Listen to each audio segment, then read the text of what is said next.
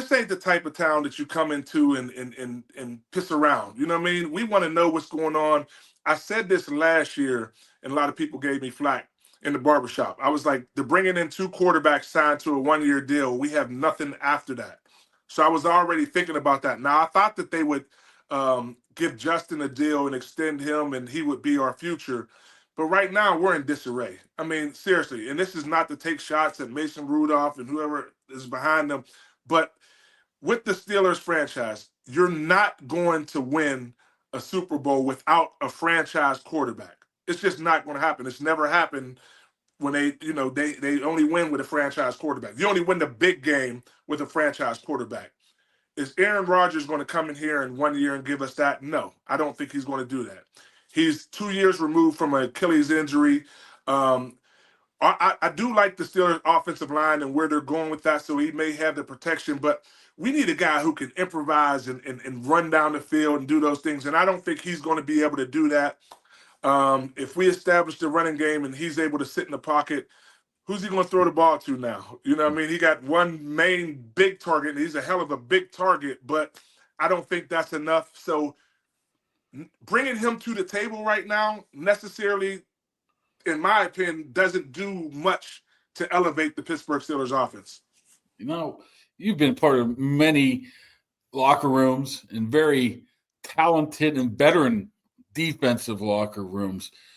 How do you think they would accept Aaron Rodgers when he comes in, even if it is training camp with no questions asked, welcome him on? Or is there something behind the scenes you think they're like, texting each other saying, man, what's up with this guy? I mean, take us what you think might be happening behind the scenes with some of these veteran defensive guys, which there's a bunch of them on this team. Right. Now, these teams are a little different than what we had. Like, we wouldn't have tolerated this. We'd have been like, yo, you coming or not? You know what I mean? Can you imagine Joey Porter, if Joey Porter sitting there in the locker room and we don't got no quarterback and we're trying to figure out, bro, he might have seen this dude out in Vegas and punched him in the face or something. You know what I mean? I mean, that has happened, So, I mean, we wouldn't have tolerated that. I'm sure there are some conversations. And maybe, and even if he does have a handshake agreement with the front office about when he's coming, why keep it behind closed doors and why keep it under wraps?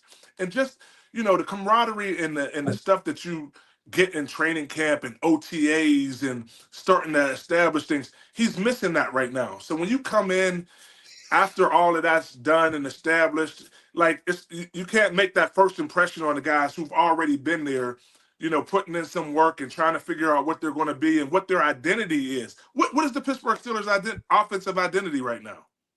We have no idea. We have no idea what the identity of the offense is right now, because who's the signal caller? You know what I mean? I mean, we thought we had a couple receivers. We don't even have an established, 1, 2, 3, 4, 5. If they went 5 wides right now, I wouldn't even know who was on the roster, who would be in the lineup. Right. This is part of what I brought up to Mark earlier when we were talking about this, Mike, is Rodgers is still that kind of dude who can walk out there in the fourth quarter and still, it can still summon lightning occasionally, right? He can still do that, much like Ben at the very end of his career could still do that occasionally. Maybe not every week, though. And that's great. That's all well and good. But the offense is going to look appreciably different with Rodgers under center than it does with anybody else. Rudolph, Howard, Skylar Thompson, whoever it may be.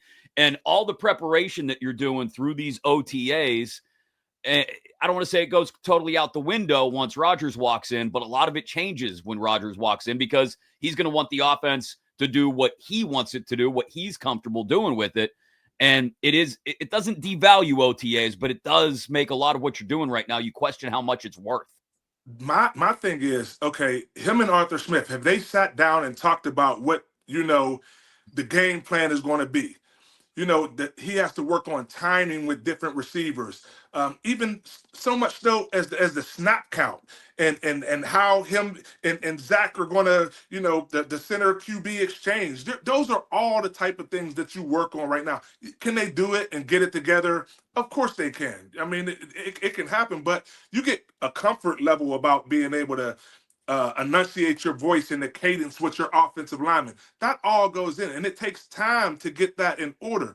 They're missing out on all that instrumental stuff that goes on in the pre-camps, the rookie mini camps, the OTAs, and all those things. And it's more of a show. It's more of a internet theme that we're all talking about, wondering, oh, is he coming to town? We seen him at Doughboys. Listen, I'll tell you when he's coming. We see his ass down at Arts in the Strip. If he comes to the yellow brick building, then he's coming to play for the Steelers. Until then, take your ass out White Oak or somewhere out there. I mean, we ain't looking for him right now. He come to Arts. He come to Arts and he see me, first drink on me. I got you champagne and chicken wings, baby. Let's go.